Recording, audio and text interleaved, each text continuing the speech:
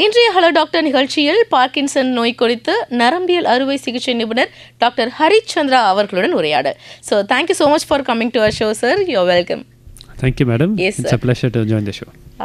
So இப்போ இன்றைக்கி பார்த்தீங்கன்னா இந்த பார்க்கின்சன் அப்படின்ற நோய் குறித்து பேச போகிறோம் அப்படின்றது தெரியும். ஸோ நிறைய நேயர்களுக்கு இருக்கக்கூடிய மிகப்பெரிய கேள்வி இந்த பார்க்கின்சன் நோய்னா என்ன, ஏன்னா அதோட தமிழாக்கம் என்ன, இல்லை அந்த நோய்னா என்ன, அதை பற்றின ஒரு புரிதல் கொஞ்சம் கொடுங்களேன். Show madam. ஸோ இந்த பார்க்கின்சன் நோய் அப்படின்னா என்னென்னா, இது பேசிக்கலி மூமெண்ட் டிஸார்டர் அப்படின்னு சொல்லுவோம். அப்படின்னா என்ன அர்த்தம்னா, ஒரு சில பேஷண்ட்டுங்களுக்கு ஒரு திடீர்னு நடக்கிறது ரொம்ப ஸ்லோவாக ஆகும், இல்லை கையில் கால் ரொம்ப ஸ்டிஃபாக ஆகும், இந்த ரோபோட் மாதிரி டைட்டாக இருக்க மாதிரி ஒரு இது இருக்கும். இல்லை கையில் கால் அவங்களுக்கு கண்ட்ரோல் இல்லாமையே ஏதாவது பொருள் எடுக்கும்போது இல்லை எங்கேயாவது பொருள் வைக்கும்போது கை தடுமாறி ஸ்லிப் ஆக ஆரம்பிக்கும். இல்லை நடக்கிறது ஒரு மாதிரி ரோபோட் மாதிரி ரொம்ப ஸ்டிஃபாக நடக்க ஆரம்பிப்பாங்க. இந்த மாதிரி சிம்டம்ஸ் இருக்கிறவங்களுக்கு பார்க்கின்சன் நோய் இருக்கா இல்லையான்னு செக் பண்ண வேண்டியிருக்கும். பேசிக்காக இது என்ன அப்படின்னு பார்த்தீங்கன்னா, மூளையில் நிறையா கனெக்ஷன்ஸ் இருக்குது. இந்த கனெக்ஷன்ஸில் ஒரு சில ஏஜிங் ரிலேட்டடாக ஆர் சில மெடிக்கேஷன்ஸ் ஆர் வேறு எதாவது ரிலேட்டடாக அந்த கனெக்ஷன்ஸ் பாதிக்கப்படும் போது ஒரு சில மூமெண்ட்ஸ் ஜாஸ்தியாகும், ஒரு சில மூமெண்ட்ஸ் கம்மியாகும். அந்த ஸ்மூத் கோஆர்டினேஷன் போகும்போது இந்த பார்க்கின்சன் மாதிரி நோய் வர வாய்ப்பு இருக்குது. ஓகே. ஸோ இந்த பார்க்கின்சன் நோயோட ஆரம்ப கட்ட அறிகுறிகள் அப்படின்னா எதெல்லாம் சொல்லலாம்? யூஸ்வலாக பார்க்கின்சன் நோயை பொறுத்த வரைக்கும் நம்ம பேசுகிறது இந்த மோட்டார் சிம்டம்ஸ், அதாவது நான் சொல்கிற இந்த கை கால் மூமெண்ட் ரிலேட்டட் ப்ராப்ளம் தான் பேசுவோம். பட் அதை தவிர நான் மோட்டார் சிம்டம்ஸ்னும் நிறையா வரும். அறிகுறிகள் யூஸ்வலாக இந்த பேஷண்ட் இந்த சிம்டம்ஸ் இருக்கும்போது தான் டாக்டரை போய் கவனிப்பாங்க. பட் அதுக்கு முன்னாடியே ஒரு சில பேருக்கு இந்த தூக்கம் மாறுவது, இல்லை வாசனை தெரியாமல் போவது, இந்த மாதிரி மைல்டு ஆன்செட் இருக்கலாம் ஒரு சில பேருக்கு. பட் ஆனால் இந்த மாதிரி இருக்கிற எல்லாருக்கும் பார்க்கின்சன் இருக்குன்னு அவசியம் இல்லை. பட் இதுதான் இனிஷியல் ஸ்டேஜஸாக அறிகுறிகளாக இருக்கும். பட் போக போக போக இந்த கையோட யூசேஜ் இல்லை காலோட யூசேஜ் இல்லை கையெழுத்து சின்னதாக இருந்துன்னு யோசிப்பாங்க, இல்லை பேசும்போது ஒரு எக்ஸ்ப்ரெஷனே இல்லாத மாதிரி இருப்பாங்க. அந்த மாதிரி சேஞ்சஸ் வரும்போது ஸ்டார்டிங்கில் உங்களுக்கு தெரிய வரலாம் பார்க்கின்சன் இருக்குது. ஓகே. தொடர்ந்து நேயர்களுக்கும் ஒரு சின்ன வேண்டுகோள், நீங்கள் டாக்டர்கிட்ட இந்த நோய் குறித்த ஒரு மேலும் புரிதல் வேணும், இல்லை உங்களுக்கான கேள்விகள் இருக்குது, சந்தேகங்கள் இருக்குது அப்படின்னா தொடர்ந்து கால் பண்ணலாம். கால் பண்ண வேண்டிய தொலைபேசி எண்கள் 24991104 24991014 மற்றும் 29860038 மற்றும் 24981726. இந்த எண்களுக்கு கால் பண்ணலாம். தொடர்ந்து டாக்டர்கிட்ட பேசிகிட்டே இருக்கோம். டாக்டர், இப்போ நெக்ஸ்ட் ஒரு விஷயம் என்னென்னா, இப்போது நம்ம இதெல்லாம் ஒரு சின்ன சின்ன அறிகுறிகளாக இருக்கும் அப்படின்னு சொல்கிறோம் இல்லையா? ஸோ எதனால் இந்த மாதிரியான பார்க்கின்சன் டிசீஸ் வருது, யாரை அதிகமாக தாக்குறதுக்கான வாய்ப்புகள் இருக்குது? யூஸ்வலாக பார்க்கின்சன்கிறது ஒரு ஏஜ் ரிலேட்டட் ப்ராப்ளம் தான் மெஜாரிட்டி ஆகுது. அதாவது வயசாகும்போது வரக்கூடிய இது. ஏன்னா ஒரு சில நரம்புகள் அதோட வேலை செய்ய முடியாததில் வரக்கூடிய பிரச்சனை. ஸோ யூஸ்வலாக சாதாரணமாக ஒரு 50 வயசுக்கு மேலே இருக்கிறவங்களுக்கு தான் இது யூஸ்வலாக ஆரம்பிக்கும்.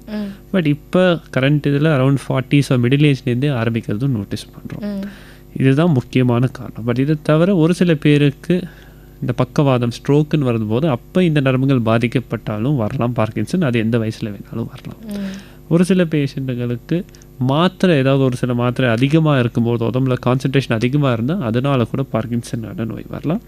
இது எல்லாத்தையும் தவிர்த்து ஜெனட்டிக்காக, அதாவது இந்த மார்பு ரிலேட்டடாக கூட ஒரு சில பேருக்கு வர வாய்ப்புகள் இருக்குது. அது கொஞ்சம் சீக்கிரமாக யங் ஏஜ்லேயே ஆரம்பிக்க வாய்ப்புகள் இருக்குது.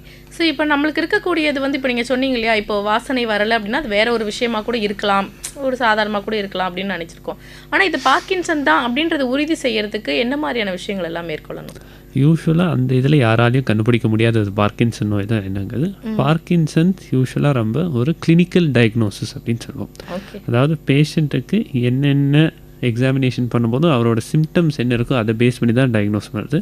ஒரு டெஸ்ட் பண்ணியோ இது பண்ணியோ கண்டுபிடிக்கிறதுக்கான வாய்ப்புகள் குறைவு. அதை டெஸ்ட் பண்ணி நம்ம இதில் எந்த காரணத்தினால வருதுன்னு கண்டுபிடிக்கலாமே தவிர இந்த டயக்னோசிஸ் இவருக்கு பார்க்கின்சன் இருக்கா இல்லையாங்கிறது அவரை பூர்வா செக் பண்ணி பார்த்து சொல்கிறது தான். அண்ட் அவரோட சிம்டம்ஸை பேஸ் பண்ணி சொல்கிறதுனா இஸ் மோஸ்ட் லைக்லி இது. ஸோ இப்போ எந்த மாதிரியான சிம்டம்ஸ்லாம் இருந்ததுன்னா இவருக்கு இது பார்க்கின்சன் தான் சொல்லிட்டு ஒரு முடிவுக்கு வருவீங்க? ஸோ அதான் ஃபஸ்ட்டு இதை ஆரம்பிக்கும் போதே அவர் ஒரு சைடு இல்லை கை இல்லை கால் திடீர்னு அவர் அறியாமையே அவர் கண்ட்ரோல் இல்லாமையே மூமெண்ட்ஸ் ஷேக் ஆகுதுன்னு சொல்லுவாங்க. இது ஃபஸ்ட்டு பேர் கொடுக்கும்போது ஷேக்கிங் பால்சி அப்படின்னு தான் சொன்னாங்க. அதாவது கை காலும் கண்ட்ரோல் இல்லாமல் அசைப்பாங்க அப்படின்னு சொல்லி தான் இருக்கும். இல்லை அவங்களுக்கு சொன்ன மாதிரி கையெழுத்து திடீர்னு சின்னதாக இருக்கும், நல்லா கையெழுத்து எழுதுவாங்க, அழகாக இருக்கும் கையெழுத்து, பட் போக போக பார்த்தா குட்டி குட்டியாக எழுத ஆரம்பிக்கிறாங்க அப்படின்னு சொல்ல ஆரம்பிப்பாங்க. மூணாவது அவங்களுக்கு கையோட அந்த மூமெண்ட் ஃப்ரீயாக இருக்குது, நல்லா ஸ்பீடாக நடப்பாங்க, பட் இப்போ ரொம்ப ஸ்லோ ஆகிட்டாங்க, காலை தேய்ச்சி மெதுவாக நடக்கிறாங்க அப்படிம்பாங்க. நாலாவது இந்த சொன்ன மாதிரி இந்த கையும் காலும் அந்த ஃப்ரீ மூவ்மெண்ட் இருக்குது, டக்குன்னு ஒரு போய் பொருள் எடுக்கணும் முடியாது, அதுக்கு நம்ம சாதாரணமாக ஒரு செகண்ட் எடுப்போம்னா இதுக்கு ஒரு 2-3 செகண்ட் எக்ஸ்ட்ரா ஆகும், அவங்கள அறியாமையே ஒரு ஸ்லோயிங் இருக்கும். இந்த மாதிரி சிம்டம்ஸோடு ஒரு பேஷண்ட் வரும்போது தான் பார்க்கின்சன் இருக்கலாமான்ற யோசனை வரும். அதை நம்ம செக் பண்ணி பார்த்துட்டு எக்ஸாமினேஷனில் தெரிய வரும், அதை பேஸ் பண்ணி அவருக்கு இருக்கா இல்லைன்னு கண்டுபிடிக்க முடியும். தொடர்ந்து ஒரு நேர் லைனில் காத்திருக்காங்க, யாருங்க இருந்து பார்க்கலாம். ஹலோ வணக்கம். இது தொடர்ந்து நேர்கள் கால் பண்ணுங்க, பட் ஆனால் ஒரு சில மணித்துளிகள் வந்து வெயிட் பண்ணணும் அப்படின்றதையும் சொல்லிக்கலாம். தொடர்ந்து கால் பண்ண வேண்டிய தொலைபேசி எண்கள் 29860038. அடுத்த நேர்களை வணக்கம். 24981726 என்ற எண்களுக்கும் நீங்கள் கால் பண்ணலாம். ஸோ அடுத்த ஒரு கேள்வி டாக்டர் என்ன அப்படின்னா, ஸோ இந்த பார்க்கின்சன் நோய் வந்து 50 வயசுக்கு மேலே இருக்கவங்களுக்கு தான் வந்து அதிகமாக காணப்படும் அப்படின்னு சொல்கிறீங்க. ஸோ இது குழந்தைகளுக்கும் இப்போ ஃபிக்ஸ் அப்படின்றது வந்து இப்போ நிறைய குழந்தைங்களுக்கு வருது, ஸோ அதனுடைய பாதிப்பாக குழந்தைகளுக்கும் வரதுக்கான வாய்ப்பு இருக்கா? ஃபிட்ஸுங்கிறது ஒரு டிஃப்ரெண்ட் கண்டிஷன், பார்க்கின்சன்கிறது டிஃப்ரெண்ட் கண்டிஷன். ஃபிட்ஸுங்கிறது வந்து சொன்ன மாதிரி நம்ம ஒரு எலக்ட்ரிசிட்டி ரிலேட்டடாக வீட்டில் வந்து ஷார்ட் சர்க்கியூட் ஆகுதுன்னு சொல்லுவோம், ஃப்யூஸ் போயிடுதுன்னு சொல்லுவோம், திடீர்னு அந்த பல்பு வெடிக்கும் இல்லை இந்த லைட்டு வெடிக்கும். அதே மாதிரி மூலையில் திடீர்னு ஒரு எக்ஸ்ட்ராவாக இந்த கரண்ட் வரும்போது அதோட மேனிஃபெஸ்டேஷனாக கை கால் அசைவு இல்லை அன்கான்ஷியஸ் இல்லை வேறுதுனா ஃபிட்ஸுங்கிறது. பார்க்கின்சன்கிறது வேறு அந்த சர்க்கியூட் பாதிக்கப்படுறதுனால அவரோட இந்த ஸ்மூத் கோஆர்டினேஷன் ஆஃப் மூமெண்ட் எல்லாம் பாதிக்கப்பட்டு அவர் கொஞ்சம் கஷ்டப்பட்டு நடக்கிறது இல்லை கஷ்டப்பட்டு கை கால் யூஸ் பண்ணுறது வரும்போது வரும். ஃபிட்ஸ் இருக்கிறவங்களுக்கு பார்க்கின்சன் வரணும்னு அவசியம் இல்லை, அதே மாதிரி பார்க்கின்சன் இருந்தால் சின்ன வயசில் ஃபிட்ஸ் இருந்திருக்கணும்னு அவசியம் இல்லை. ஓகே, ஸோ இப்போ இந்த பார்க்கின்சன் நோய்க்கு வந்து நீங்கள் வந்து டயக்னோஸ் பண்ணிடுறோம், ஸோ குறிப்பிட்ட டெஸ்ட் மூலயமா எதனால் வந்துச்சுன்றதை கண்டுபிடிக்க முடியும்னு சொன்னீங்க. இதுக்கு எந்த மாதிரியான சிகிச்சைகள் எல்லாம் இருக்குது? மருந்துகள் இருக்கா, இல்லை இன்ஜெக்ஷன்ஸ் இருக்கா, இல்லை எக்ஸசைசஸ் இருக்கா? என்ன மாதிரியான மருந்துகளோ மருத்துவமும் வந்து நம்மளுக்கு இதுக்கு பரிந்துரைக்கிறோம்? ஃபஸ்ட்டு ஸ்டெப் பார்க்கின்சன் ஒருத்தருக்கு இருக்குன்னா உடனே மருந்து ஆரம்பிக்கணுன்ற அவசியமும் கிடையாது. பேசிக் நீங்கள் கேட்டது 3 வகையான வைத்தியங்கள் இருக்குது. ஃபஸ்ட்டு மருந்துகள் இருக்குது நிறையாவே, ரெண்டாவது ஃபிசியோதெரப்பி எக்ஸசைஸ்கள் இருக்குது, மூணாவது அறுவை சிகிச்சை இருக்குது. ஸோ ஃபஸ்ட்டு ஒரு பேஷண்ட்டுக்கு பார்க்கின்சன் ரொம்ப மைல்டாக தான் இருக்குது ஆரம்பிக்கும் போது ஒரு சில பேர் ஜஸ்ட்டு மருந்து இல்லாமல் கூட வெயிட் பண்ணி பார்க்கலாம், எக்ஸசைஸ் மட்டும் கொடுத்து பார்க்கலான்னு சொல்லலாம். இதே ஒரு சில பேருக்கு ரொம்ப சிவியராக இருக்குது பார்க்கின்சன், அவரால் அவரோட வேலைகளை பண்ண முடியல, வெளியில் போக முடியல, இல்லை ஆஃபீஸில் வேலை செய்ய முடியல, அந்த மாதிரி இருக்கும்போது மருந்துங்களை ஸ்டார்ட் பண்ணுவோம். அண்ட் மருந்துங்க ரொம்ப எஃபெக்டிவாக இருக்கும். இப்போ கரண்ட்லி நிறையா மருந்துகளும் இருக்குது. அண்ட் இந்த மருந்துங்களே வந்து கிட்டத்தட்ட கொடுத்து பேஷண்ட்டை ஒரு 10-20 வருஷம் வரைக்கும் பிரச்சனை இல்லாமல் தான் ட்ராவல் பண்ண ஹெல்ப் பண்ண முடியும். ஸோ இது எல்லாத்தையும் தாண்டி சப்போஸ் அவரால் மருந்து கொடுத்தும் சைட் எஃபெக்ட்ஸ் வருது, இல்லை மருந்துனாலும் அவருக்கு பெருசாக பலன் இல்லைன்னா அறுவை சிகிச்சைன்ற ஆப்ஷன் யோசிக்க வேண்டியிருக்கும். இதில் முக்கியமாக புரிஞ்சிக்க வேண்டியது இது எல்லாமே நோயை வந்து தடுக்க போகிறது கிடையாது, நோய் வர்சனாகிறத ப்ரிவெண்ட் பண்ண போகிறது கிடையாது. அவருக்கு வரக்கூடிய இந்த சிம்டம்ஸை ட்ரீட் பண்ணி அவரோட டே டு டே ஆக்டிவிட்டீஸை பண்ணுறதுக்கு ஹெல்ப் பண்ணலாம் இந்த மருந்துகளோ எக்ஸசைஸ் ட்ரீட்மெண்ட் எல்லாமே இருக்கிறது. ஸோ இப்போ இந்த பார்க்கின்சன் நோய்க்கு பலவிதமான சிகிச்சை முறைகள் வந்து சொன்னீங்க. ஸோ இந்த சிகிச்சையின் மூலயமா இந்த நோயை முற்றிலும் குணப்படுத்துறதுக்கான வாய்ப்புகள் இருக்கா?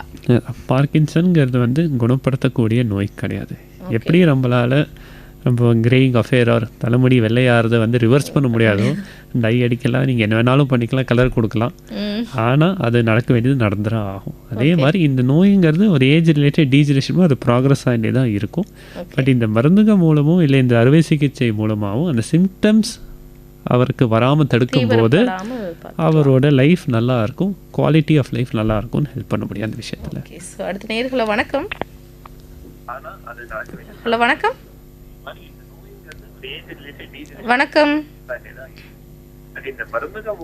ஹலோ வணக்கம். ஹலோ, யார் எங்கேருந்து பேசுறீங்கம்மா? பொஸ்தகத்துலேருந்து கண்ணகி பேசுகிறேன் மேடம். எஸ்மா, டாக்டர்கிட்ட பேசுங்க. வணக்கம்மா, சொல்லுங்கம்மா. வணக்கம் டாக்டர். வணக்கம், சொல்லுங்கம்மா. எனக்கு வந்து டயலைஸ் பண்ணாங்க 3 முறை. சரிங்கம்மா. அதெல்லாம் முடிஞ்சிச்சு. இப்போ நான் மாத்திரைலாம் முடிஞ்சு வீட்டில் தான் இருக்கேன். ஆனால் வேகமாக நடக்க முடியல. சரிங்கம்மா. ஃபர்ஸ்ட்ல எல்லாம் நல்லா வேகமாக நடப்பேன். இப்போ இப்போ வேகமா நடக்க முடியல. உக்காந்து எழுந்தாலும் கொஞ்சம் கொஞ்சம் கொஞ்சம் தான் கால் எடுத்து நடக்க முடியுது. அது எதனால டாக்டர்? உங்களுக்கு டயாலிசிஸ்னால் எந்த காரணத்துக்கு பண்ணாங்கம்மா? அதாவது கிட்னில உப்பு பூத்து இருக்குதுன்னு சொன்னாங்க. ம் ம் சொல்லிட்டு கேஎம்சில 3 முறை டயாலிசிஸ் முடிஞ்சிச்சு. சரிங்கம்மா. அண்ட் உங்கள் வயசு என்ன ஆகுதுமா இப்போ? 54 சார். 54. இங்கே நடக்கிறதுக்கு உங்களுக்கு கஷ்டமாக இருக்குது, ஸ்லோவாக இருக்குங்கிறது வந்து கிட்னிலையும் பிரச்சனை இருக்கும்போது முதல்ல டெஸ்ட் பண்ணி என்ன காரணம்னு கண்டுபிடிக்க வேண்டியதுமா. இது பார்க்கின்சன் தான் சொல்லி அவசியம் கிடையாது. உங்களுக்கு இந்த உப்பு சத்து கம்மியாக இருந்தாலும் இந்த மாதிரி இருக்கலாம், இல்லை வேறு எலக்ட்ரோலைட்ஸ் ப்ராப்ளம் இருந்தாலும் இந்த மாதிரி இருக்கலாம். அது எல்லாமே நல்லா தான் இருக்குது, இல்லை எதுவும் பிரச்சனை இல்லைன்னு சொன்னால் உங்களை செக் பண்ணி பார்த்துட்டு தேவைப்பட்ட ஒரு ஸ்கேன் எடுத்துகிட்டு வேறு ஏதாவது தொந்தரவு எதுவும் இல்லைன்னா தான் பார்க்கின்சனுக்கு என்னன்னு பார்த்து அதுக்கான மருந்து தேவையாக என்ன பண்ணணும்னு சொல்ல முடியும்.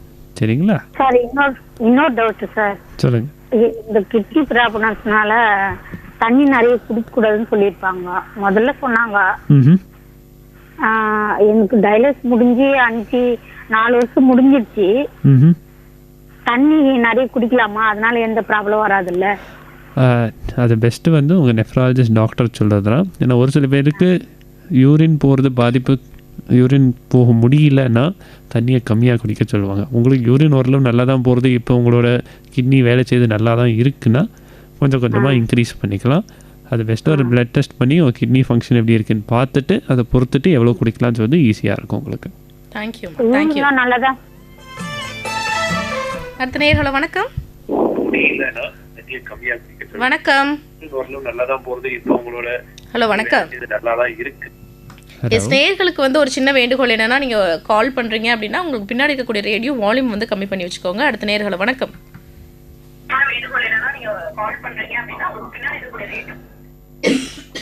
Hello hello hello hello hello சொல்லுங்கள் சார். வணக்கம் வணக்கம் சார். சார் இந்த பார்க்கின்சன் வந்து இந்த பக்கவாதம் வர்றதுக்கான வாய்ப்பு இருக்குங்களா? அது இந்த நோயினால? நல்ல கேள்விங்க. இது தானே சார்? இது கரெக்ட். இது நரம்பு சம்மந்தப்பட்டமானதுதான். பட்டு பார்க்கின்சன் இருந்ததுன்னா அதனால உங்களுக்கு இந்த ஸ்ட்ரோக்கு இல்லை பக்கவாதம் வரதுக்கான ரிஸ்க் அதிகமானு கேட்டிங்கன்னா அப்படி கிடையாது. பட் உங்களுக்கு கூட இந்த பக்கவாதம் வரதுக்கான மீதி காரணங்கள் இருக்குது. சுகர் அதிகமாக இருக்குது, இல்லை பிபி அதிகமாக இருக்குது, இல்லை உங்கள் ஃபேமிலியில் யாருக்காவது இருக்குது, இல்லை கொலஸ்ட்ரால் அதிகமாக இருக்குன்னா பார்க்கின்சன் இருக்கோ இல்லையோ பக்கவாதம் வரதுக்கான வாய்ப்புகள் இருக்குது. இது முழுமையாக குணப்படுத்த முடியுங்களா ஐயா? எதுங்க கேட்குறீங்க?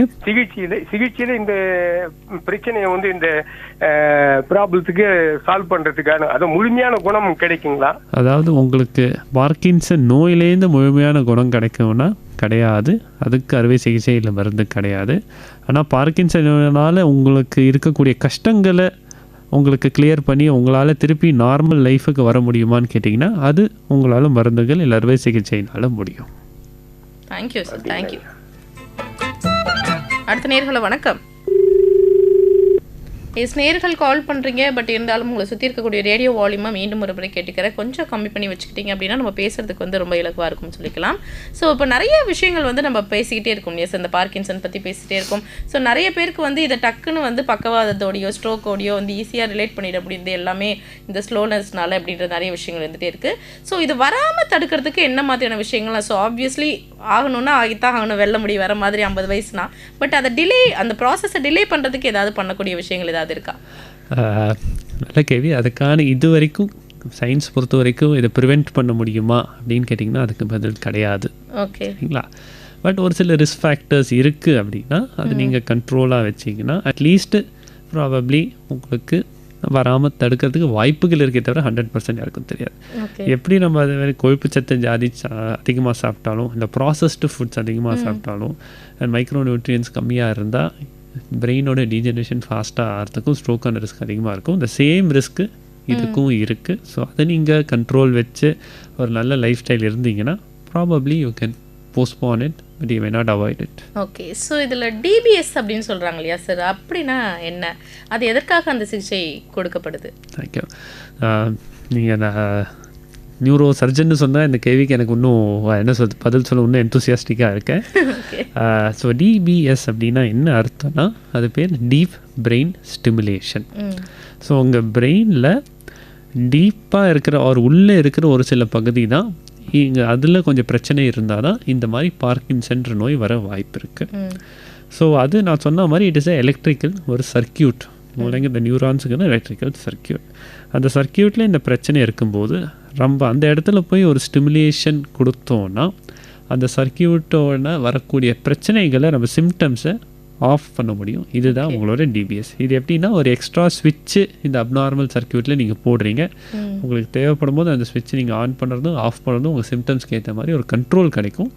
ஆட்டோமேட்டிக்காக உங்களோட நார்மல் லைஃப் ஸ்டைல் உங்களுக்கு திருப்பி வரும். ஓகே. ஸோ எந்த மாதிரியான பேஷண்ட்ஸ்க்கு இந்த ஸ்டிமுலேஷன் மெத்தட் வந்து பயன்படுத்துவீங்க? ரொம்ப ரேர் கேஸாக இல்லை எந்த மாதிரியான பேஷண்ட்ஸ்க்கு வந்து இதை யூஸ் பண்ணுவீங்க? ஸோ பேசிக்லி மோஸ்ட் இம்பார்ட்டன்ட் என்ன பார்த்தீங்கன்னா, எப்போ ஒருத்தருக்கு மருந்து கொடுத்து அந்த மருந்துனால நல்ல இம்ப்ரூவ்மெண்ட் இருந்தது, பட் போக போக போக அந்த மருந்துனால இந்த இம்ப்ரூவ்மெண்ட் வரலை, இல்லை அந்த மருந்துனால சைடு எஃபெக்ட்ஸ் வருது அவருக்கு, அந்த மாதிரி சுச்சுவேஷனில் இந்த சர்ஜிக்கல் ஆப்ஷன் அவங்க கன்சிடர் பண்ண வேண்டியிருக்கும். சிம்பிளாக சொல்லணும்னா அது 5-2-1 அப்படின்னு ஒரு ரூல் சொல்லுவோம். ஒரு நாளைக்கு இதுக்கு காமனாக கொடுக்கக்கூடிய மருந்து சிண்டோப்பான்னு ஒரு மருந்தாக மெஜாரிட்டியாக தான் கொடுப்பாங்க. ஒரு நாளைக்கு 5 முறைக்கு மேலே அந்த மருந்து தேவைப்படுறதுன்னா இந்த அறுவை சிகிச்சை தேவையானு யோசிக்க வேண்டியிருக்கும். இல்லை ஒரு நாளைக்கு 2 சமயத்துக்கு மேலே இதில் ஆஃப் ஃபேஸ் சுத்தமாக ரோபோ மாதிரி உட்காந்துருவாங்க, ஒன்றுமே பண்ண முடியாது, நகர முடியாது, அந்த மாதிரி அட்லீஸ்ட் 2 times a day வருதுன்னா அவங்களுக்கும் இந்த இது யோசிக்க வேண்டியிருக்கும். இல்லை சம்டைம்ஸ் அவங்கள அறியாமையே ஒரு டான்ஸ் ஆடுவாங்க, கை ஆட்டுவாங்க, கால் ஆட்டுவாங்க, மருந்தோட எஃபெக்ட் ரொம்ப ஓவராக இருக்கும்போது, அப்படி இருக்கும்போது இது கன்சிடர் பண்ண வேண்டியிருக்கும் இந்த அறுவை சிகிச்சை பற்றி. தொடர்ந்து நிறைய விஷயங்கள் பேசிட்டே இருக்கும். அடுத்த நேயர்களோ வணக்கம். ஹலோ வணக்கம்.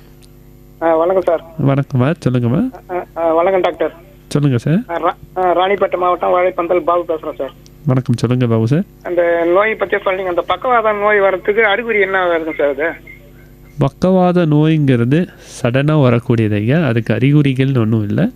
பட் சில பேருக்கு அது வரத்துக்கு முன்னாடி ஒரு வார்னிங் சைன்ஸ் வரலாம் அப்படின்னு சொல்லுவோம். இந்த வார்னிங் சைன்ஸுங்க என்னென்னா, பக்கவாத மாதிரி ஒரு சில கை வரல, கால் வரல, இல்லை பேச்சு வரல, இல்லை வாய் கோணிக்குது, இல்லை கண் பார்வை தெரியலன்னு கொஞ்சம் நேரத்துக்கு அறிகுறிகள் வந்துட்டு திருப்பி நார்மல் ஆகிடுவாங்க.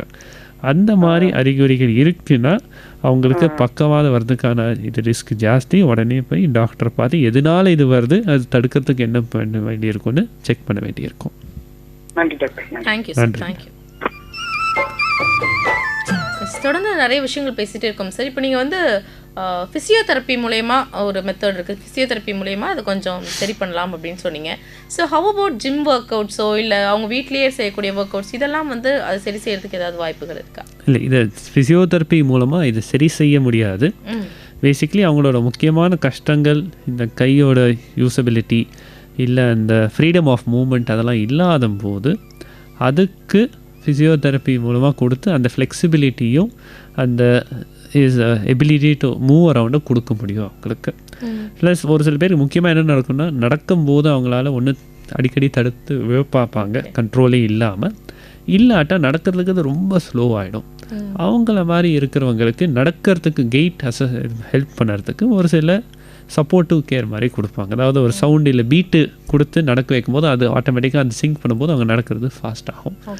இல்லை ஒரு ஸ்பெசிஃபிக் சவுண்டு இல்லை ஸ்பெசிஃபிக் ஒரு மூமெண்ட் ஒரு இது விஷுவல் இது கொடுத்துட்டு அவங்கள நடக்க வைக்க ஒரு கியூ கொடுத்து பண்ணால் they will be able to do it. அந்த மாதிரி சப்போர்ட்டிவ் இது கொடுக்கும்போது அவங்களோட இது பெட்டராக இருக்கும் மூமெண்ட். ஸோ அடுத்த நேயர்களோ வணக்கம். ஹலோ வணக்கம். வணக்கம் மேடம். பேசுங்க சார். டாக்டர் பேசுங்க. வணக்கம் சார், சொல்லுங்கள் சார். அந்த மண்டையில இரு பக்கம் காது பக்கத்துல சார் சொல்லுங்கள் சார்.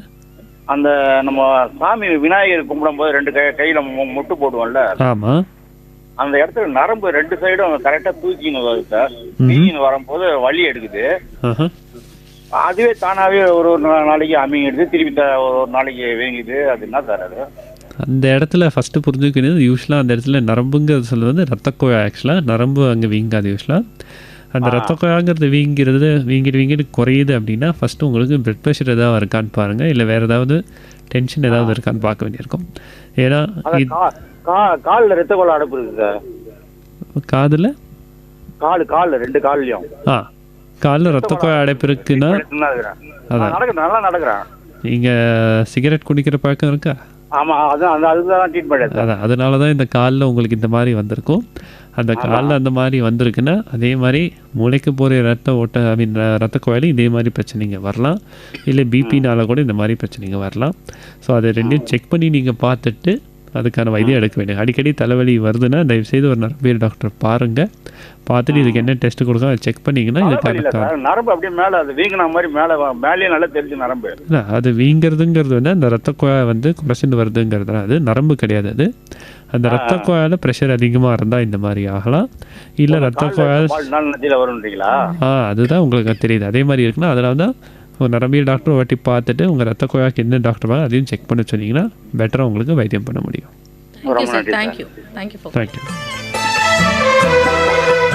சார். இப்போ பார்க்கின்சன் டிசீஸ் அப்படின்னு ஒரு விஷயம் வந்து நாள்பட வரும், வயதானதுக்கப்புறம் வரும் அப்படின்னு இருக்கு. ஸோ இது கூடவே வந்து வேறு ஏதாவது நோய்கள் வரதுக்கான வாய்ப்பு இருக்கா? இல்லை இப்போ டயபெட்டிஸ் இருக்குது இந்த மாதிரி இருக்குன்னா அது கூட அவங்க அந்த மாதிரி இருக்கக்கூடிய நபர்களுக்கு சீக்கிரம் வரதுக்கு வாய்ப்பு இருக்குது, அந்த மாதிரி ஏதாவது இருக்கா? சரி, ஃபஸ்ட்டு கேள்வி பொறுத்த வரைக்கும் பார்க்கின்சன் இருக்கிறவங்களுக்கு வேறு ஏதாவது கூடிய நோய் வருமானா அப்படி அதுக்கான வாய்ப்புகள் எதுவும் கிடையாது. பட் பார்க்கின்சன் இருக்கிறவங்களுக்கு கொஞ்சம் நாட்கள் போக போக சில வருடங்கள் கழிச்சு எப்படி இந்த கை அண்ட் கால் நரம்பு பாதிக்கப்படுதோ அதே மாதிரி அவங்களுக்கு மருந்து எடுக்கல எந்த வைத்தியமும் பண்ணலைன்னா பேச்சும் அதே மாதிரி ஸ்லோ ஆகலாம், அதில் பாதிப்பு வரலாம். முழுங்கிறது அதுவும் பாதிப்பு வரலாம். அதே மாதிரி டெய்லி இந்த யூரின் போகிறது இல்லை மோஷன் போகிறதுலையும் மாற்றங்கள் வர வாய்ப்பு இருக்குது. அதர் சிஸ்டம்ஸ் பாதிக்கப்படும். அடுத்தது அதே இதில் இருக்கிறவங்களுக்கு அவங்களோட யோசிக்கிற இந்த கெப்பாசிட்டி மெமரி மாற்றங்கள் வரலாம். இல்லை எக்ஸிக்யூஷன் ஒரு வேலையை பண்ணணுங்கிறது பண்ண முடியாமல் இருக்கலாம். சாதாரண ஒரு கால்குலேஷன் சாதாரண வெளில போய் ஒரு பேசிட்டு வருது அது எல்லாத்துலேயும் மாற்றங்கள் வர வாய்ப்புகள் இருக்குது. அது நோயோட ப்ராக்ரஷனில் இந்த நரம்புகளும் பாதிக்கும் போது அந்த மாதிரி வரலாம். அண்டு ரெண்டாவது நீங்கள் கேட்டதுக்கு இந்த டயபெட்டிஸ் இருக்கிறவங்களுக்கு சீக்கிரமாக பார்க்கின்சன் வரலாமா அப்படின்னு கேட்டிங்கன்னா அப்படி ஒன்றும் ஸ்பெசிஃபிக்காக கோரிலேஷன் எதுவும் கிடையாது, அவசியம் இல்லை அந்த மாதிரி. ஓகே, அடுத்த நேர்களை வணக்கம். வணக்கம் மேடம். வணக்கம் சார், டாக்டர்கிட்ட பேசுங்க. ஐயா வணக்கம். மேடம் சங்கரன் வந்து ராகுல் மீது. வணக்கம் சார், சொல்லுங்கள். பக்கவாதம் வர காரணம் என்ன சார்? பக்கவாதம் ஒருத்தருக்கு வருதுன்னா அதுக்கு பல காரணங்கள் இருக்கலாம் சார். முதல் காரணம் நம்ம சாதாரணமாக சொல்கிறது வந்து பிபி அதிகமாக இருக்குது, கண்ட்ரோல் இல்லாமல் இருக்குது, இல்லை சுகர் கண்ட்ரோல் இல்லாமல் இருக்குது, இல்லை கொலஸ்ட்ரால் உடம்புல கண்ட்ரோல் இல்லாமல் இருக்குது, இல்லை வீட்டில் வேறு யாருக்காவது பக்கவாதம் வந்திருக்குனாலும் ஜெனட்டிக்காக அவங்களுக்கு ஒரு ஹிஸ்ட்ரி இல்லை ரிஸ்க் ஃபேக்டர் இருக்குனாலும் வரலாம். இல்லை அந்த எல்லாத்தையும் நல்லாவே இருந்தாலும் அவங்க பண்ணுற வேலை ரிலேட்டடாக ஸ்ட்ரெஸ்ஸாக இருக்கட்டும், இல்லை வீட்லேயே உட்காந்து எக்ஸசைஸ் எதுவும் பண்ணாமல் வெயிட் அதிகமாக இருக்கா அந்த மாதிரி இருந்தாலும் பக்கவாதம் வரதுக்கான வாய்ப்புகள் இருக்குது. சரி சார், எத்தனை வயசுக்கு மேலே சார் வரோம்? இப்போ யூஸ்வலாக அந்த காலத்தில் சொல்கிறது பக்கவாதம் சாதாரண வயசானவங்களுக்கு தான் வரும்னு சொல்லுவோம். பட் இப்போ நாங்கள் பார்க்குறது யங்ஸ்டர்ஸ் 20-25 வயசில் இருக்கிறவங்களுக்கும் இந்த ஒர்க் ரிலேட்டட் ஸ்ட்ரெஸ்னால் இல்லை அவங்களோட ஃபுட் ஹேபிட்ஸ் ஒரு லைஃப் ஸ்டைல் ஹேபிட்ஸ்னால 20 வயசுக்கு மேலேருந்தே நாங்கள் பார்க்குறோம் நிறைய பேருக்கு பக்கம் வருது. இது தடுக்க வழி சொல்ல முடியும் சார் கடைசியா? இந்த என்னெல்லாம் நான் சொல்கிற இந்த ரிஸ்க்கு நான் சொன்னேனோ பிபி, சுகரு, கொலஸ்ட்ரால் அண்ட் உங்களோட எக்ஸசைஸ் பண்ணாமல் இருக்கிறது இல்லை ஒர்க் ரிலேட்டட் இது எல்லாம் கட்டுப்பாடில் இருந்தால் உங்களுக்கு பக்கவாதம் வரதுக்கான வாய்ப்புகள் மிக குறைவாக இருக்கும். Thank you sir. தேங்க்யூ. நன்றி சார். நன்றி சார். நிறைய விஷயம் பேசிகிட்டே இருக்கும். இது காரணம் வந்து வயது ஒரு பக்கம் இருந்தாலும் ஜெனட்டிக்கலி இது இவங்களுக்கு இன்ஹெரிட் ஆகிறதுக்கான வாய்ப்புகள் இருக்கா? லைக் அவங்க அப்பா அம்மாக்கோ இல்லை தாத்தாக்கோ அந்த மாதிரி இருக்கும் பொழுது ஒரு குறிப்பிட்ட வயதுக்கு அப்புறம் இவங்களுக்கு மறலாம் அப்படின்றதுக்கு ஏதாவது வாய்ப்பு இருக்கா? சர்டன் ஜீன்ஸ் வந்து இந்த பார்க்கின்சன் நோய் இருக்கிறவங்களுக்கு இருக்குன்னு கண்டுபிடிச்சிருக்காங்க.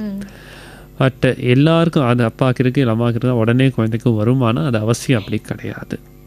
சரிங்களா? அது ஒரு சில ஜீன்ஸில் வரத்துக்கு வாய்ப்புகள் 50% இருக்குது, ஒரு சில ஜீன்ஸில் 25% இருக்குது, ஒரு சில இதில் அதுக்கும் ரொம்ப கம்மியான வாய்ப்பு தான் இருக்குது.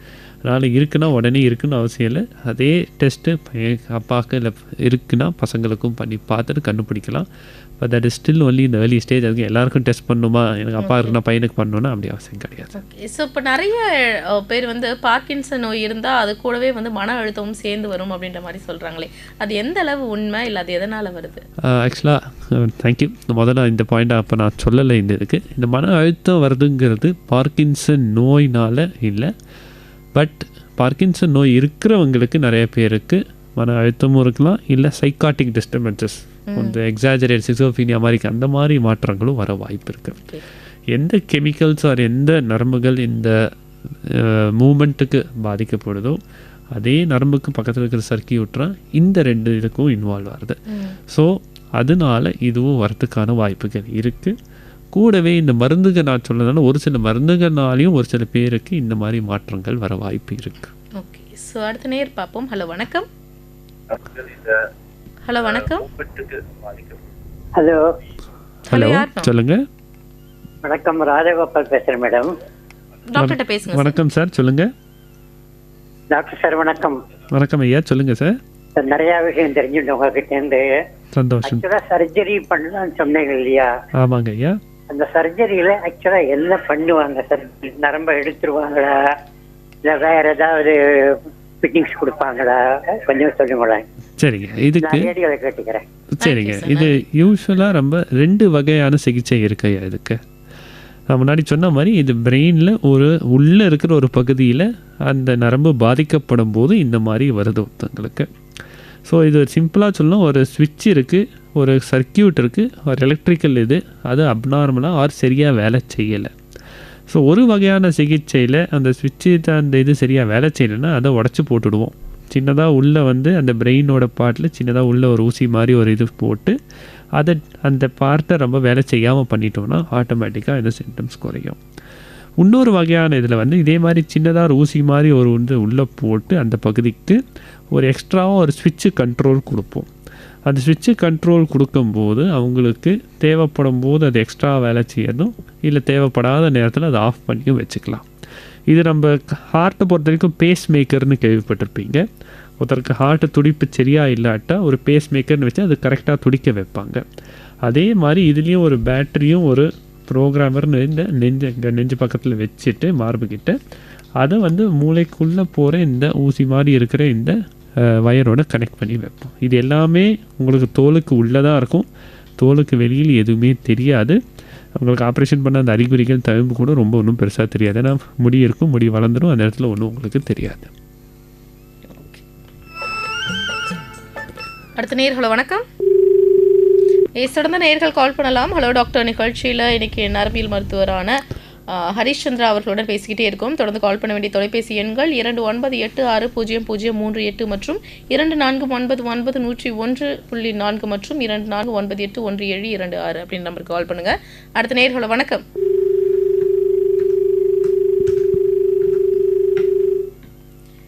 தொடர்ந்து நிறைய கேள்விகள் கேட்டுகிட்டே இருக்கோம், நிறைய பதில்களும் சார் நமக்காக சொல்லிக்கிட்டே இருக்காங்க. அடுத்த நேயர்களோ வணக்கம். ஹலோ நேயர்கள் ஒரு சில மணித்துளிகள் லைனில் காத்திருக்குமாறு அன்போடு கேட்டுக்கொள்கிறோம். ஸோ நிறைய விஷயங்கள் பேசிக்கிட்டே இருக்கோம் சார். இப்போ ஒவ்வொரு துறைக்குமே அதோடைய அட்வான்ஸ் லெவலுக்கு ரிசர்ச் அப்படின்ற மாதிரியான விஷயங்கள் நடந்துக்கிட்டே இருக்குது. ஸோ இப்போ சமீபமாக இந்த பார்க்கின்சன் நோய்க்காக எந்த மாதிரியான ரிசர்ச்சஸ் நடந்துகிட்ருக்கு, இல்லை வேறு விதமான சிகிச்சை முறை பற்றி ஏதாவது புதுசாக கண்டுபிடிப்புகள் வந்துக்கிட்டு இருக்கா என்னன்றதை பற்றி சொல்லுங்கள். கண்டிப்பாக இதுக்கு இப்போ ரீசெண்டாக இருக்குன்னா ஒரு 3 டிஃப்ரெண்ட் இது பற்றி பேசலாம். ஒன்று கேள்விப்பட்டிருப்பீங்க, எம்ஆர் ஃபோக்கஸ்டு அல்ட்ராசவுண்ட் தெரப்பி அப்படின்னு இருக்குது.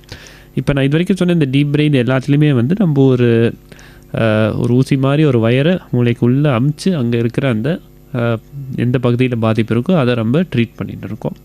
பட் இந்த எம்ஆர் ஃபோக்கஸ்டு அல்ட்ராசவுண்ட் தெரப்பியில் அந்த மாதிரி உள்ள அதாவது ஒரு ஸ்கேல்ப்லெஸ் ஆர் ஸ்கார்லெஸ் எந்த இதுவுமே ஒரு தழும்பு எதுவுமே இல்லாமல் அந்த அல்ட்ராசவுண்ட் வச்சு எம்ஆர்ஐ வச்சே நம்ம அந்த தழும்பு இடத்த உருவாக்க முடியும். இது இப்போ பண்ணிட்டு இருக்காங்க. இதே கைண்ட் ஆஃப் தெரப்பியை நம்ம ஒரு வயர்லெஸ் மாதிரி இப்போ கொண்டு நான் இப்போ சொன்னது நெஞ்சில் ஒரு சின்ன பேட்டரி மாதிரி இருக்கும், தலையில் ஒரு ஊசி போடுவாங்க இருக்கும்.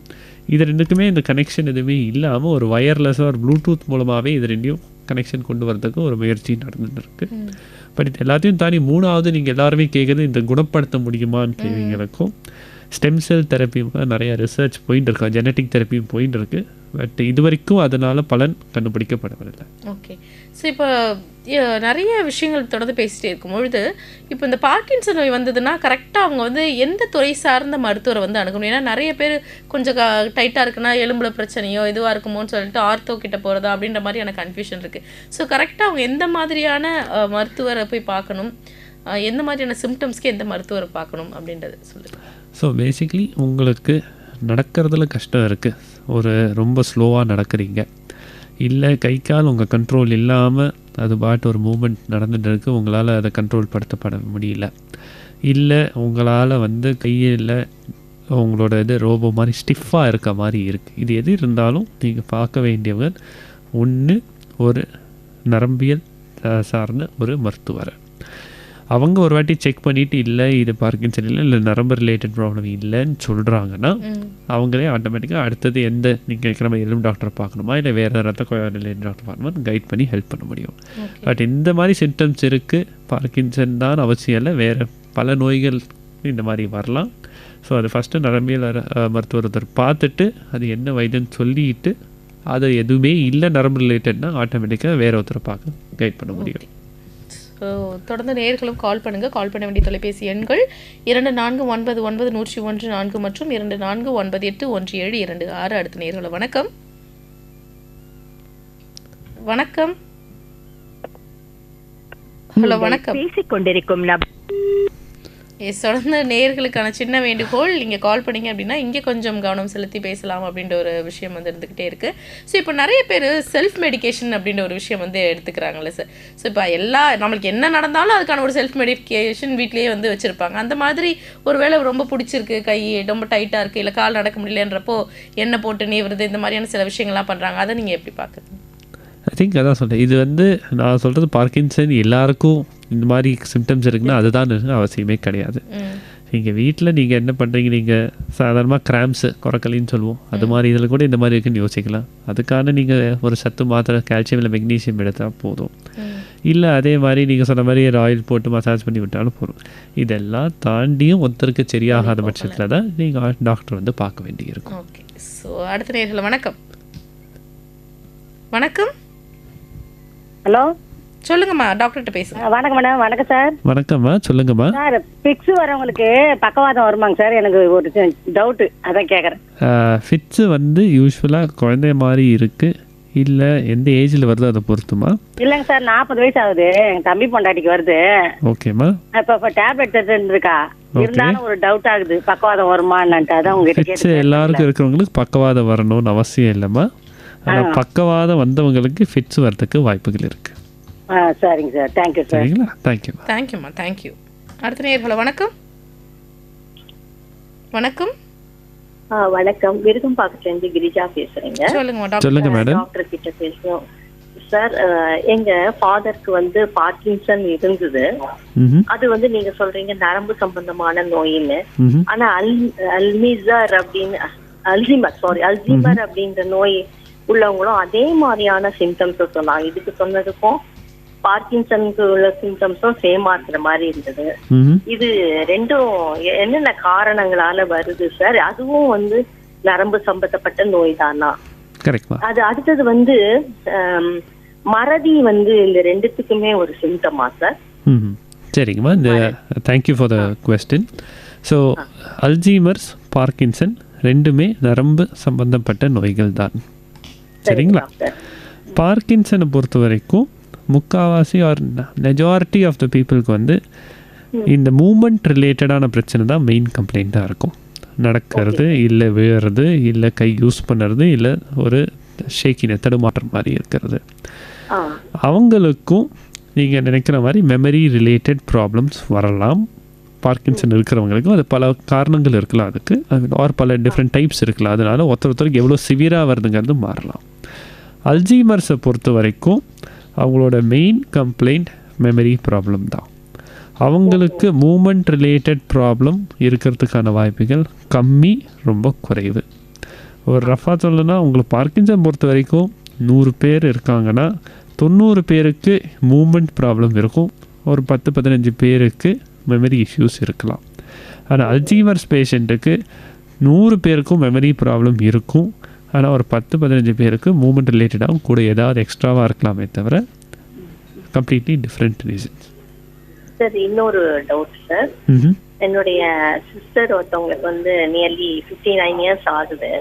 அவங்களுக்கு வந்து இப்போ 2 நாளா என்ன சொல்றாங்க, காலு பாதத்துல இருந்து முதுகு வரைக்கும், அதாவது ரைட் சைடு, அவங்க ஆல்ரெடி போலியோ அட்டாக்டு, அவங்களுக்கு வந்து அந்த மாதிரி முதுகு வரைக்கும் மறுத்து போகுது. ஒரு பக்கம் வயிறு கிட்ட கூட அந்த மாதிரியான மரத்து போற ஒரு சிம்டம் இருக்குன்னு சொல்றாங்க. இது வந்து பேரலிசிஸ் உடைய சிம்டமா சார்? இது பேராலிசிஸோட சிம்டம்னு அவசியம் இல்லை. பட் அவங்களுக்கு ஆல்ரெடி போலியோ இருக்குன்னா கால் ஆல்ரெடி அவங்களுக்கு பாதிச்சிருக்கா, இது வரைக்கும் கால் கை எதுவும் பாதிப்பு இல்லையா? காலு இப்ப நடக்கிறாங்க, ஒரு 2 வயசுல போலியோ வந்து, ஆனா வந்து 3/4 சரியா போச்சு. அவங்க கல்யாணம் பண்ணி குழந்தைங்க எல்லாம் இருக்கு, அவங்க வீட்டு வேலை எல்லாமே பாக்குறாங்க. ஆனா கொஞ்சம் நடக்கும்போது கொஞ்சம் ப்ராப்ளம் இருக்கும், நடக்கும்போது கொஞ்சம் கஷ்டப்பட்டு நடப்பாங்க. ஸோ அந்த மாதிரி நடக்கும்போது அந்த கஷ்டம் இருக்குன்னா இவ்வளோ நாள் அவங்களுக்கு இந்த நடக்கும் இந்த ஸ்பைனில் கொஞ்சம் தேய்மானம் ஏற்பட்டிருக்கலாம். அந்த தேய்மானத்தினால வரக்கூடிய பாதிப்புனால் இந்த நரம்பு அழுத்தம் இருந்ததுன்னா நீங்கள் சொல்கிற மாதிரி இந்த பிரச்சனைங்க வரலாம். ஸோ ஃபஸ்ட்டு ஸ்டே ஒரு நரம்பியல் டாக்டரை பார்க்கணும். பார்த்துட்டு அவங்க எக்ஸாமின் பண்ணிவிட்டு ஒரு சில தேவைப்பட்டால் ஒரு ஸ்கேன் எழுதி கொடுப்பாங்க. அந்த ஸ்கேன் பார்த்தா நீங்கள் கேட்ட கேள்விகளுக்கு பதில் பெட்டராக தெரிய வரும். அப்படிங்களா? Thank you very much. சரிங்களா? Thank you madam. தேங்க்யூ. அடுத்த நேயர்களே வணக்கம். வணக்கம். ஹலோ வணக்கம். வணக்கம். பேசுங்க சார். வணக்கம் டாக்டர். வணக்கம் சார், சொல்லுங்க. அதாவது நான் திருப்பத்தூர் அடுத்து மூக்குனூர் ஜெயராம் பேசுறேன் மேடம் டாக்டர். சொல்லுங்க ஜெயராம் சார். எனக்கு வந்து காலில் ஒரு மேல இருந்து ஒரு மரத்தை எடுக்கும்போது பெரிய விரல் பக்கம் வந்துருச்சு. அந்த நரம்பு அது மேல நொந்து அப்படி இருந்துச்சு. சரி, அப்படியே கொஞ்ச நாள் நல்லாவே இருந்துச்சு.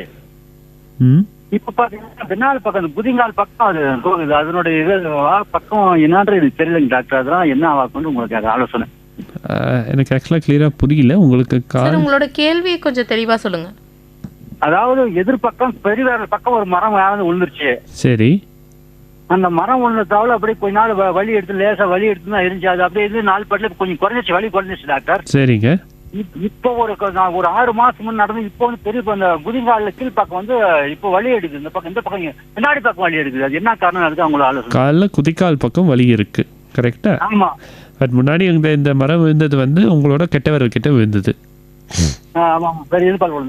சரி, நீங்கள் சொல்கிற அப்போ விழுந்ததுக்கும் இப்போ இருக்கிற அந்த குதிக்கால் வலிக்கும் எனக்கு தெரிஞ்ச சம்மந்தம் கிடையாது. இது வேற அது வேற. குதிக்கால உங்களுக்கு வலி இருக்கு அப்படின்னா ஃபர்ஸ்ட் ஸ்டெப்பு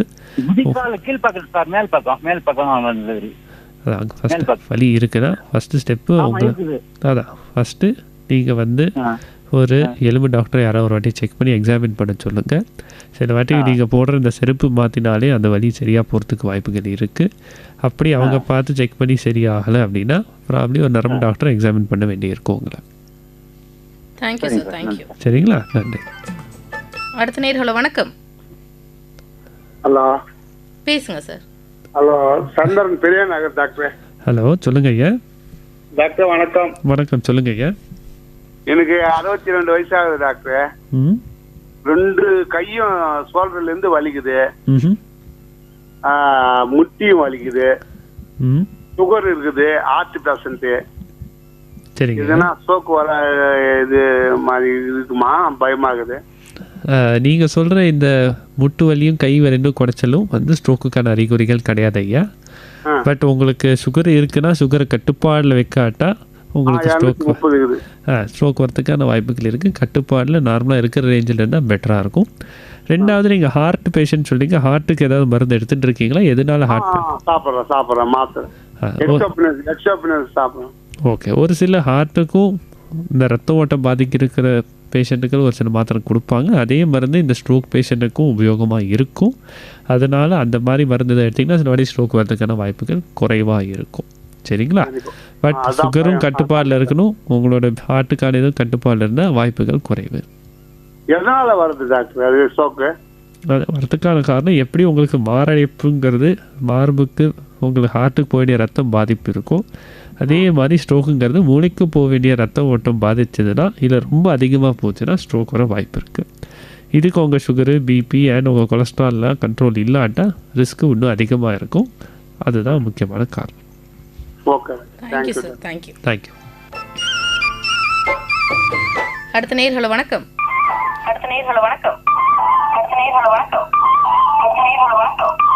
நேயர்களுக்கு மீண்டும் ஒரு வேண்டுகோள், ரேடியோ வால்யூமை தயவு செய்து கம்மி பண்ணி வச்சுக்கோங்க. ஸோ ஒன்லி தான் நீங்கள் கேட்கக்கூடிய கேள்வியும் டாக்டர் கிட்ட தெளிவாக கேட்க முடியும், அவர் சொல்லக்கூடிய விஷயங்களும் உங்களால் உள்வாங்க முடியும் அப்படின்ற ஒரு விஷயத்தை வந்து சொல்லிக்கலாம். தொடர்ந்து அடுத்த நேயர்களே வணக்கம்.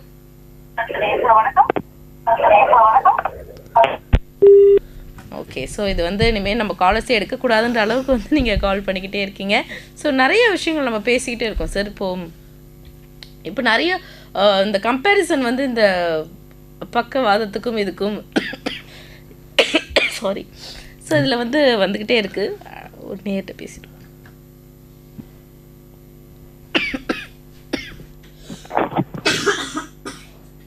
ஹலோ ஹலோ, சொல்லுங்கள் சார். சார் வணக்கம் சார். வணக்கம், சொல்லுங்கள் சார். சார் மின்ட்லேருந்து ராஜா பேசுகிறேன். சொல்லுங்கள் ராஜா சார். சார் இது நார்மலாக இந்த லெஃப்ட் பெருவரில் நமக்கு அறியாமலே இப்படி ஆடுற மாதிரி இருக்கு சார். ம், ஒரு காலில் இருக்கா சார்? 2 காலையும் அப்படி இருக்கா? இல்லை இல்லை, ஒரே ஒரு கை விரல்ல கையில் சொல்கிறேன், காலில் இல்லை, கையில். எப்போ நம்ம அறியாமலே இப்படி சேக்கார மாதிரி இருக்கு. ஓகே. ஏதாவது நரம்பு தளர்ச்சி ஏதாவது இருக்குமா? இல்லை, இது நரம்பு தளர்ச்சிக்கான வாய்ப்புகள் நீங்கள் சொல்கிறது சான்ஸ் கம்மி.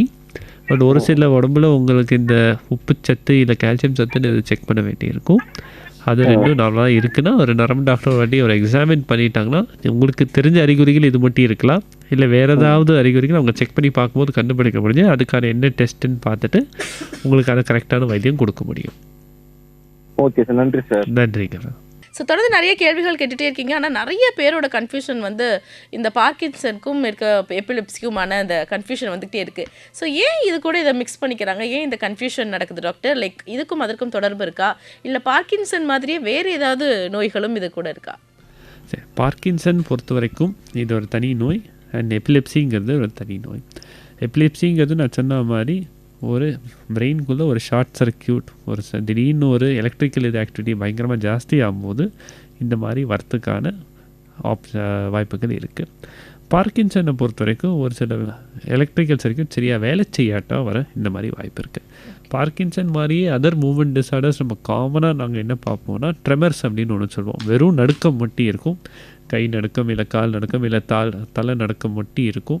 இல்லை ஒரு சில பேருக்கு பேச்சும் போது ஒரு நடுக்கம் மாதிரி இருக்கலாம். அதுக்கும் இந்த மாதிரி சர்க்கியூட்டில் தான் பிரச்சனை இருக்குது. அதுக்கும் அறுவை சிகிச்சையிலேருந்து இல்லை மாத்திரை நிறைய ஆப்ஷன்ஸ் இருக்குது. இன்னொன்று குழந்தைங்கள் அதிகமாக பார்க்குறது இந்த செரிப்ரல் பால்சின்னு சொல்ல ஒரு சில குழந்தைங்களுக்கு அதிகமாக பார்க்குறதுங்கிறது டிஸ்டோனியான்னு சொல்கிறது. வேறு தலை மூமெண்ட்டு இல்லை கையோட மூமெண்ட்டு அவங்கள அறியாமையே ஒரு பொசிஷனில் ரொம்ப நேரமாக அப்படியே தலை சுலுக்கின்னு இருக்கிறது இல்லை ஒரு சைடாக திரும்பும்போது நரம்புகள் பாதிப்பு இந்த மாதிரி வர வாய்ப்பு இருக்குது. அவங்களுக்கும் இந்த மாதிரி மருந்து இல்லை அறுவை சிகிச்சை மூலமாக ட்ரீட்மெண்ட் பண்ணுறதுக்கான ஆப்ஷன்ஸ் நிறைய அவைலபிளாக இருக்குது. ஓகே. ஸோ இப்போது ஒவ்வொரு நோய்க்கும் வந்து இந்த ஃபுட்டை எடுத்துக்கோங்க, இந்த ஃபுட் அவாய்ட் பண்ணுங்கள் அப்படின்ற மாதிரியான ஒரு டயட் பிளான் இருக்கும். ஸோ இப்போ பார்க்கின்சன் டிசீஸ்க்குன்னு ஏதாவது டயட் பிளான் இருக்கா? இல்லை ஏதாவது ஒரு உணவு எடுத்துக்கணும், தவிர்க்கணும் அந்த மாதிரி அப்படின்னு ஸ்பெசிஃபிக்காக எதுவும் கிடையாது. மெயினாக சொல்கிறது எதுவாக இருந்தாலும் ஹெல்த்தி டயட்டாக அளவாக கண்ட்ரோலாக சாப்பிட்டா எந்த நோயாக இருந்தாலும் நம்மளால் கண்ட்ரோலில் வச்சுக்க முடியும்னு ஒரு நம்பிக்கை இருக்குது. இதுக்கு ஸ்பெசிஃபிக்காக இல்லை. ஓகே. ஸோ நீங்கள் நிறைய கேசஸ் பார்த்துருப்பீங்களே சார், நிறைய பேஷண்ட்ஸ் வந்து பார்த்துருப்பீங்க. ஸோ உங்களுக்கு ரொம்ப சேலஞ்சிங்காக இருந்ததோ இல்லை நீங்கள் பார்த்து கொஞ்சம் வித்தியாசமாக இருந்த மாதிரி ஏதாவது சில கேசஸ் எங்கள் கூட ஷேர் பண்ணிக்கோங்க. இல்லை, இந்த பார்க்கின்சன்ஸை பொறுத்த வரைக்கும் நம்ம முக்கியமாக தெரிஞ்சுக்க வேண்டிய பண்ண ஒருத்தருக்கு பார்க்கின்சன் கண்ணு பிடிச்சிட்டோம் அப்படின்னா உடனே அவங்களுக்கு இந்த அறுவை சிகிச்சை இல்லை மாத்திரை உடனே அதை பற்றி அவசியம் இல்லை. யூஸ்வலாகவே இந்த நோய் வந்து ஆரம்பத்துலேருந்து சில வருடங்கள் அட்லீஸ்ட் ஒரு 3 இயர்ஸ் இல்லை 4 இயர்ஸ் மாத்திரையிலேயே எல்லாருக்கும் நல்ல இம்ப்ரூவ்மெண்ட் வரும். அதுக்கப்புறம் தான் இந்த அறுவை சிகிச்சைன்றதை பற்றி யோசிக்க வேண்டியிருக்கும். ஏன் இது சொல்கிறோன்னு பார்த்தீங்கன்னா ஒரு சில பேஷண்ட்டுக்கு வந்த உடனே எங்ககிட்ட கேட்குறது வந்து இப்பயே ஆப்ரேஷன் பண்ணால் நான் இப்பயே சரியாயிடுவேன், சீக்கிரம் பண்ண முடியாதா அப்படின்னு நிறைய பேர் கேள்வி கேட்டிருக்காங்க. எனக்கு பார்க்கின்சன் நீங்கள் சொல்லிட்டீங்க, சீக்கிரம் இருந்துச்சு நான் இன்னும் நல்லா இருப்பேன், ஏன் எங்களுக்கு சீக்கிரம் பண்ணக்கூடாது அப்படின்னு. ஏன் அப்படி சொல்கிறோம் அப்படின்னு பார்த்தா பார்க்கின்சன்கிறது வந்து ஒரு பர்டிகுலர் இந்த மாதிரி சிம்டம்ஸ் இந்த மாதிரி அறிகுறி இருக்குதுன்னா அவங்களுக்கு பார்க்கின்சன் இருக்குதுன்னு சொல்லுவோம். பட் நான் சொன்ன மாதிரி அதுக்கு பல காரணங்கள் இருக்கலாம். மோஸ்ட் இம்பார்ட்டன்ட் அது டிப்பிக்கலாக இல்லை ஏடிப்பிக்கலாக அப்படின்னு ஒரு டிஃப்ரென்ஸ் இருக்கிறோம். இது ஏடிப்பிக்கல்னு இருக்கிற பேஷண்ட்டுங்களுக்கு நம்ம சர்ஜரி பண்ணால் ரொம்ப இம்ப்ரூவ்மெண்ட் பெருசாக இருக்காது. அந்த டிஃப்ரென்ஸ் நம்மளுக்கு அவங்க பார்க்கின்சன் ஆரம்ப காலத்தில் கண்டுபிடிக்கிறது கஷ்டம். 2 இல்லை 3 இல்லை 4 வருஷம் போனதுக்கப்புறம் தான் கண்டுபிடிக்க முடியும். நிறையா பேர் எங்ககிட்ட வந்து கேட்குறது எனக்கு இப்போ இருக்குன்றீங்க, ஏன் எனக்கு பண்ண மாட்டீங்க ஆப்ரேஷன்? இதுக்கான காரணம் இதுதான். ஏடிபிக்கல் இருந்து நம்ம ஆப்ரேஷன் பண்ணால் அதுக்கு பெரிய பலன் இருக்காது. ஆனால் அதை கண்டுபிடிக்கிறதுக்கு பெருசாக உங்களுக்கு ஸ்கேன் இல்லை இன்வெஸ்டிகேஷன்ஸ் கிடையாது. அதுவாக ஒரு 3-4 இயர்ஸில் அந்த மாற்றங்கள் தெரிய வரும்போது மீதி அசோசியேட்டட் சிம்டம்ஸ் வரும்போது தான் அந்த டிஃப்ரென்ஸ் கண்டுபிடிக்கும் போது தான் யாருக்கு பலனடையும் யாருக்கு பலனடையாதுன்னு அந்த டிஃப்ரென்ஸ் சொல்ல முடியும் ஈஸியாக. ஓகே. ஸோ இப்போது சிலருக்கு வந்து அறுவை சிகிச்சை செய்கிறோம் இல்லையா, ஸோ அதுலேருந்து அவர்கள் இயல்பு நிலைக்கு வர்றதுக்கு எவ்வளோ நேரம் ஆகும், எவ்வளோ நாட்கள் ஆகும்? ஸோ இந்த அறுவை சிகிச்சை பொறுத்த வரைக்கும் 2 இது சொல்லியிருந்தேன். ஆப்ஷன் 1 லீஷனிங் அப்படின்னு சொன்னதில் வந்து எப்போ அந்த சர்க்கியூட்டை நம்ம உடைக்கிறோமோ உடனே அவங்களுக்கு அந்த சிம்டம்ஸ் ஸ்டாப் ஆகிடும், உடனே they will be able to get back to their activities. But இந்த டிபிஎஸ்ன்றதுல வந்து ஒரு ஸ்விட்ச் எக்ஸ்ட்ரா வைக்கிறதுங்கிறது யூஸ்வலாக ஆப்ரேஷன் பண்ணிவிட்டு ஒரு 4 வாரம் வரைக்கும் அந்த புண்ணு ஆறுறது வரைக்கும் வெயிட் பண்ணிவிட்டு அதுக்கப்புறம் தான் அந்த மெஷினை நம்ம டேர்ன் ஆன் பண்ணுவோம். டேர்ன் ஆன் பண்ணிவிட்டு அவங்களுக்கு எந்தெந்த தொந்தரவு அதிகமாக இருக்குது எது கம்மியாக இருக்கும் அதுக்கு ஏற்ற மாதிரி ஃபைன் டியூனிங்னு பண்ணுவோம். எப்படி உங்களுக்கு இந்த 101.4 வச்சா தான் உங்கள் ரேடியோ ஸ்டேஷன் கிளியராக கேட்குமோ அதே மாதிரி பேஷண்ட்டுங்களுக்கும் வந்து அவங்களுக்கு எந்த இதில் வச்சா கரெக்டாக நல்ல இம்ப்ரூவ்மெண்ட் வருது அப்படிங்கிறது ஃபைன் டியூன் பண்ணுறதுக்கு ஒரு ஃபியூ வீக்ஸ் எடுப்போம் பக்கத்துலேருந்து. அந்த ஃபைன் டியூன் வந்ததுக்கப்புறம் they will be able to carry on with their normal life. So லாஸ்ட்டாக ஒரு நேர் இருக்காங்க. ஹலோ, வணக்கம். வணக்கம். நேர்கள் வராங்க போகிறாங்க அப்படி நிறைய விஷயங்கள் வந்து இருந்துக்கிட்டே இருக்குது. ஸோ நிறைய இந்த பிரெயின் ரிலேட்டட் டிஸார்டர்ஸ் அப்படின்னு சொல்லிட்டு நிறைய விஷயம் பேசுகிறாங்க. ஸோ அதை பற்றி ஏதாவது சொல்லுங்களேன் சார். பிரெயின் ரிலேட்டட் டிஸார்டர்ஸுங்கிறது மூளையை பொறுத்த வரைக்கும் பல பாதிப்புகள் வரலாம். ப்ராடாக நம்ம சொல்கிறதுன்னு அப்படின்னு பார்த்தீங்கன்னா கன்ஜினிட்டல் சொல்லுவோம், பிறவிலேருந்து இருக்கக்கூடிய சில பிரச்சனைகள். இது தலையில் நீர் கோத்ததாக இருக்கலாம், இல்லை வந்து ஃபிட்ஸாகவும் இருக்கலாம், இல்லை வளர்ச்சி இல்லாமல் இருக்கலாம். 2வது கேட்டகரி நம்ம சொல்கிறது ஸ்ட்ரோக் காவனா சொல்கிற இந்த பக்கவாதம், வேறு அந்த மூளைக்கு ரத்த ஓட்டம் பாதிக்கிறதுனால வரக்கூடிய பிரச்சனைகள். 3வது நம்ம சொல்கிறது அடிபடுறதுனால ஒரு சில பேருக்கு மூளை வரக்கூடிய பாதிப்புகள் எப்படியெல்லாம் இருக்கலாம். அவங்களுக்கு ரத்த கசிவு இருக்கலாம், இல்லை அதனால மூளைக்கு ரத்த ஓட்டம் பாதிப்புனால இருக்கலாம், இல்லை எலும்பு உடஞ்சதுனால இருக்கலாம். இந்த மாதிரி பிரச்சனைகள் வரலாம். 4வது நம்ம சொன்னதுங்கிறது வாஸ்குலார் மேல்ஃபர்மேஷன்ஸ் அண்ட் டிஸார்டர்ஸுங்கிறது மூளையில் இருக்கிற ரத்த குழாய் சரியாக வேலை செய்யாத போது ரத்தம் வெடித்து வரும்போது அந்த ரத்த குழாய் வெடித்து பிரச்சனைங்க ஒரு சில பேருக்கு வரும், அதுக்கு வேறு கேட்டகரி வரும். 5வது இந்த டீஜெனரேட்டிவ் டிஸார்டர்ஸ்னு சொல்கிறது வேறு ஒரு வயசாகிறதுனால வரக்கூடிய பிரச்சனைகள், அதுதான் இந்த பார்க்கின்சன் ஆர் மீதி மூமெண்ட் டிஸார்டர்ஸ், அல்ஜீமர்ஸ் எல்லாம் வரக்கூடிய கேட்டகரி அது. ஓகே. ஸோ எல்லாத்துக்கும் ஒரு நாள் வந்து அனுசரிக்கப்படுது இல்லையா, எபிலெப்சிலேருந்து எல்லாத்துக்கும் ஒரு நாள் அனுசரிக்கிறாங்க. ஸோ அந்த மாதிரி பார்க்கின்சனுக்கும் ஏதாவது ஒரு நாள் அனுசரிக்கப்படுதா, என்ன மாதிரியான விஷயங்கள் வந்து அப்படி அந்த நாளில் செய்வோம்? ஸோ நீங்கள் இந்த கரெக்டான ஒரு டைமிங்கும் கரெக்டான நாளும் இந்த கேள்வியை கேட்டிருக்கீங்க. இன்றைக்கு 9வது ஏப்ரல், 11வது ஏப்ரல் எவ்ரி இயர் வந்து நம்ம வேர்ல்ட் பார்க்கின்சன்ஸ் டே அப்படின்னு கொண்டாடுவோம். கொண்டாடுறதுன்னு சொல்கிறதோட it is an awareness day அப்படின்னு சொல்லலாம். எப்படி இந்த நாளை கண்டுபிடிச்சி எப்படி இந்த நாளை ஃபிக்ஸ் பண்ணாங்கன்னு பார்த்தீங்கன்னா, இந்த பார்க்கின்சன்கிறது வந்து ஒரு இங்கிலீஷ் மருத்துவர் 18வது நூற்றாண்டில் இந்த நோயை பற்றி அவர் தான் ஃபஸ்ட்டு டிஸ்கிரைப் பண்ணியிருக்காரு. அவரோட பிறந்த நாளை அவருக்கு இது பண்ண ஞாபகார்த்தமாக இந்த 11வது ஏப்ரலில் வந்து வேர்ல்ட் பார்க்கின்சன்ஸ் டே அப்படின்னு சொல்லி நம்ம இது பண்ணுறோம். இது அவேர்னஸ்ன்னு ஏன் சொல்கிறோம் அப்படின்னா, இதை கொண்டாடுறதுக்கு இல்லை, இது அவேர்னஸ் என்னென்னா எப்படி எனக்கு இந்த ஆப்பர்ச்சுனிட்டி இப்போ கடைசி நான் இந்த பார்க்கின்சன்ஸ் பற்றி ஒரு சில பேருக்கு ரேடியோவில் இன்ட்ராக்ட் பண்ணி பேச முடியுதோ, நிறைய பேருக்கு இந்த நோய் இருக்கா இல்லையா, இந்த நோய் இருந்தால் என்னென்ன ஆப்ஷன்ஸ் இருக்குது, அடுத்த ஸ்டெப் நான் என்ன பண்ணணும், எப்படி வைத்தியம் பண்ணணும், எங்கே போகணும், இதை பற்றி பல பேருக்கு அவேர்னஸ் இருக்காது. இப்போ இன்டர்நெட் இருக்கிறதுனால தெரிய வருது, பட் இல்லாட்டா நிறைய பேருக்கு யாரை போய் பார்க்கணுன்ற அந்த அவேர்னஸ் கூட இருக்காது. அந்த மாதிரி இருக்கிறவங்களுக்கு இந்த அவேர்னஸ் க்ரியேட் பண்ணால் அவங்கள கரெக்டாக டைரெக்ட் பண்ண முடிஞ்சதுன்னா எங்கே போய் என்ன வைத்தியம் கரெக்டாக எடுத்தால் எப்படி அவங்க லைஃப் பெட்டராக இருக்குன்ற டெசிஷன் ஈஸியாக இருக்கிறதுனால இந்த மாதிரி ஒரு அவேர்னஸ் டேன்னு நம்ம கொண்டாடுறோம் இதுக்காக. ஓகே. ஸோ நிறைய விஷயங்கள் எங்களுக்காக ஷேர் பண்ணிங்க டாக்டர். இப்போ நிறைவாக வந்து பார்த்தோம்னா ஆல்ரெடி இப்போ பார்க்கின்சன் நோயோடு இருந்து கஷ்டப்பட்டுட்டு இருக்கவங்களா இருக்கட்டும், இல்லை அதோட சிம்டம்ஸ் இதுதான் அப்படின்றதே தெரியாமல் உணர்ந்து இப்போ ஒரு பயத்தில் இருக்கவங்களா இருக்கட்டும், இந்த நேயர்களுக்கு நீங்கள் என்ன சொல்ல விரும்புகிறீங்க? ஸோ முக்கியமாக ஒரு விஷயம் தெரிஞ்சுக்கிறது, பார்க்கின்சன்ஸ் நோய் இருக்குது அப்படின்னா அதனால் உங்களோட வாழ்க்கை அதோடு முடிய போகிறதுன்னு அப்படி கிடையாது. இந்த நோய் கிராஜுவலாக போக போக போக சில கிட்டத்தட்ட 10, 20, 30 வருஷம் வரைக்கும் ப்ராக்ரஸ் ஆகலாம். பட் கரெக்டான வைத்தியம், மருந்தாக இருக்கட்டும், எக்ஸசைஸாக இருக்கட்டும், இல்லை அறுவை சிகிச்சையாக இருக்கட்டும், கரெக்டாக பண்ணிங்க கரெக்டான டயத்தில் பண்ணோன்னா ப்ராபப்ளி லைஃபுக்கு ஒரு பிரச்சனையும் இல்லாமல் நல்லா நார்மலாக ஆஸ் யூஷுவல் இருக்க வாய்ப்புகள் இருக்குது. அந்தந்த டயத்தில் அந்தந்த வைத்தியம் ஸ்டார்ட் பண்ணால் இட் இஸ் பெட்டர். ரொம்ப டிலே ஆகிட்டு அதுக்கப்புறம் ஸ்டார்ட் பண்ணோன்னா sometimes the treatment may not be very helpful. Okay. பயப்படவானா, எல்லாத்துக்குமே சொல்யூஷன்ஸ் இருக்குது. அண்ட் இப்போதைக்கு பார்க்கின்சனுக்கு நல்ல சொல்யூஷன்ஸ் நிறையவே இருக்குது. எந்த இதுவாக இருந்தாலும் consult your neuro physician R neuro surgeon, and அதுக்கப்புறம் நீங்கள் ஒரு முடிவெடுங்க. ஸோ ரொம்ப நன்றி டாக்டர். ஆக்சுவலி இவ்வளோ நேரம் வந்து நிறைய தடைகளும் தாண்டி ரொம்ப அழகாக வந்து நிறைய கேள்விகளுக்குமே வந்து பதில் சொன்னீங்க. ஸோ ரொம்ப நன்றி. Thank you madam. தேங்க்யூ. நேயர்களையே தொடர்ந்து ஆகாஷ்வாணி 101.4 ஹலோ டாக்டர் நிகழ்ச்சியில் பார்க்கின்சன் நோய் குறித்து நம்முடன் உரையாடியவர் நரம்பியல் அறுவை சிகிச்சை நிபுணர் டாக்டர் ஹரிஷ்சந்திரன் அவர்கள்.